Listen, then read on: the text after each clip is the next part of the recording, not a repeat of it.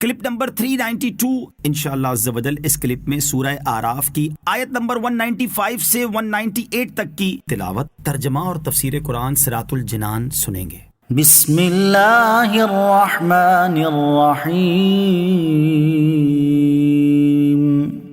اللہ کے نام سے شروع جو نہایت مہربان رحمت والا ہے. أَلَهُمْ أَرْجُلٌ يَمْشُونَ بِهَا أَمْ لَهُمْ أَيْدٍ يَبْطِشُونَ بِهَا أَمْ لَهُمْ أَعْيُنٌ يُبْصِرُونَ بِهَا أَمْ لَهُمْ أَعْيُنٌ يُبْصِرُونَ بِهَا أَمْ لَهُمْ آذَانٌ يَسْمَعُونَ بِهَا قل ادعوا شركاءكم ثم كيدون فلا تنظرون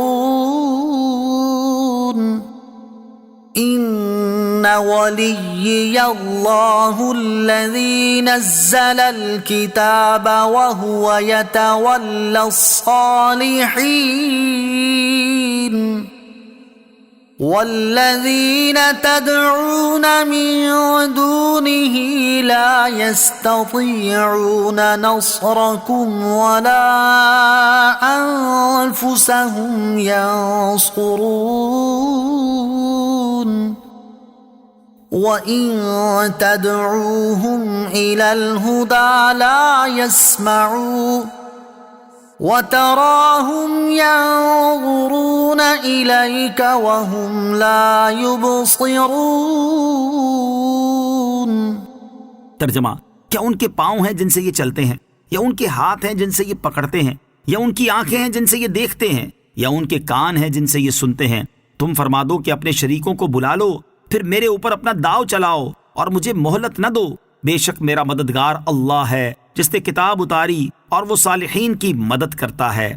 اور اللہ کے سوا جن کی تم عبادت کرتے ہو وہ تمہاری مدد کرنے کی طاقت نہیں رکھتے، اور نہ ہی وہ اپنی مدد کر سکتے ہیں. اور اگر تم انہیں رہنمائی کرنے کے لیے بلاؤ تو وہ نہ سنیں گے، اور تم انہیں دیکھو تو یوں لگے گا کہ وہ تمہاری طرف دیکھ رہے ہیں، حالانکہ انہیں کچھ دکھائی نہیں دیتا.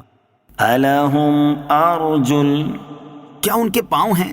اس آیت کا معنی یہ ہے کہ انسان کی قدرت کا دار و مدار ان 4 اعضاء پر ہے: ہاتھ، پاؤں، کان اور آنکھ، کہ انسان تمام امور میں ان سے مدد لیتا ہے، جبکہ بتوں کے یہ اعضاء نہیں ہیں.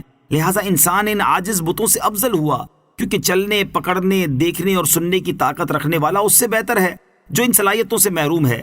لہٰذا انسان ہر حال میں ان بتوں سے افضل ہے کہ بت پتھروں اور درختوں سے بنے ہوئے ہیں، کسی کو نفع نقصان نہیں پہنچا سکتے. تو جب ان میں وہ قوت و طاقت بھی نہیں جو تم میں ہے، پھر تم ان کی پوجا کیسے کرتے ہو اور اپنے سے کمتر کو پوج کر کیوں ذلیل ہوتے ہو؟ قل ادعوا شركاءكم. اے محبوب تم فرما دو کہ اپنے شریکوں کو بلا لو. شان نزول: رسول خدا صلی اللہ تعالی علیہ وسلم نے جب بت پرستی کی مذمت کی اور بتوں کی عاجزی اور بے اختیاری کا بیان فرمایا تو مشرکین نے دھمکایا اور کہا کہ بتوں کو برا کہنے والے تباہ و برباد ہو جاتے ہیں اور یہ بت انہیں ہلاک کر دیتے ہیں. اس پر یہ آیت کریمہ نازل ہوئی، اور اس آیت اور اس کے بعد والی 3 آیات میں فرمایا گیا کہ اے حبیب صلی اللہ تعالی علیہ وسلم، آپ ان سے فرما دیں کہ اگر تم بتوں میں کچھ قدرت سمجھتے ہو تو انہیں پکارو اور مجھے نقصان پہنچانے میں ان سے مدد لو، اور تم بھی جو مکر و فریب کر سکتے ہو وہ میرے مقابلے میں کرو، اور اس میں دیر نہ کرو. مجھے تمہاری اور تمہارے معبودوں کی کچھ پرواہ نہیں، اور تم سب مل کر بھی میرا کچھ نہیں بگاڑ سکتے، کیونکہ میری حفاظت کرنے والا اور میرا مددگار وہ رب تعالی ہے جس نے مجھ پر قرآن نازل کر کے مجھے عظمت عطا کی، اور وہ اپنے نیک بندوں کو دوست رکھتا اور ان کی مدد فرماتا ہے. اور اے بت پرستوں، اللہ تعالیٰ کے سوا جن کی تم عبادت کرتے ہو وہ کسی کام میں تمہاری مدد کرنے کی طاقت نہیں رکھتے، اور نہ ہی وہ اپنی مدد کر سکتے ہیں، تو میں پھر ان کی کس طرح پرواہ کروں؟ اور ویسے بھی یہ تمہاری مدد کیا کریں گے؟ کیونکہ ان کا اپنا حال یہ ہے کہ اگر تم انہیں اپنے مقاصد کے حصول کی طرف رہنمائی کرنے کے لیے بلاؤ تو وہ تمہاری پکار نہ سنیں گے، اور تم انہیں دیکھو گے تو یوں لگے گا کہ وہ تمہاری طرف دیکھ رہے ہیں، حالانکہ انہیں کچھ دکھائی نہیں دیتا، کیونکہ وہ دیکھنے سے ہی عاجز ہیں. اللہ تعالیٰ کے مقبول بندوں سے مدد چاہنا اور انہیں وسیلہ بنانا توحید کے برخلاف نہیں.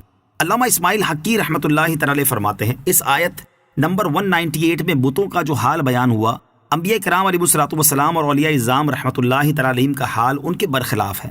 اگرچہ یہ بھی اللہ تعالیٰ کی مخلوق ہیں، کیونکہ اس طور پر مقبولان بارگاہ الہی سے مدد چاہنا انہیں وسیلہ بنانا اور ان کی طرف کسی چیز کی عطا وغیرہ کی نسبت کرنا کہ یہ اللہ تعالیٰ کی قدرتوں کے مظاہر، اس کے انوار کی جلوہ گاہیں، اس کے کمالات کے آئینے اور ظاہری و باطنی امور میں اس کی بارگاہ میں سفارشی ہیں، انتہائی اہم کام ہے، اور یہ ہرگز شرک نہیں بلکہ یہ عین توحید ہے۔